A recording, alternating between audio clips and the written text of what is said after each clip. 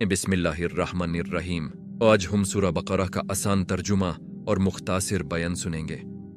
यह कुरान की सबसे बड़ी सूरह है जो हमें जिंदगी का सही रास्ता दिखाती है। अलिफ लाम मीम, ये वो किताब है जिसमें कोई शक नहीं। ये हिदायत है उन लोगों के लिए जो अल्लाह से डरते हैं।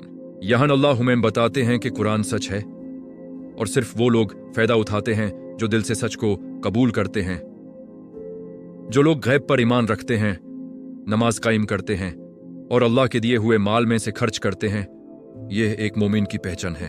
ईमान, नमाज और सदका, ये तीन चीजें इंसान को अल्लाह के करीब करती हैं।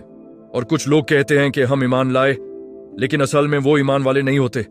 ये मुनाफिकीन के बारे में है, जो ज़बान से कुछ और कहते हैं और दिल में कुछ और होता है। अल्लाह ने जमीन को तुम्हारे लिए बिस्तर बनाया और आसमान को छत।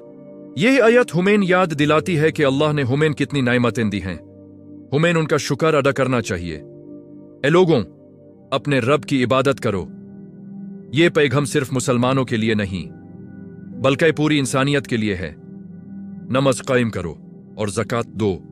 ये इस्लाम के बुनियादी अरकान हैं जो इंसान की जिंदगी को बेहतर बनाते हैं।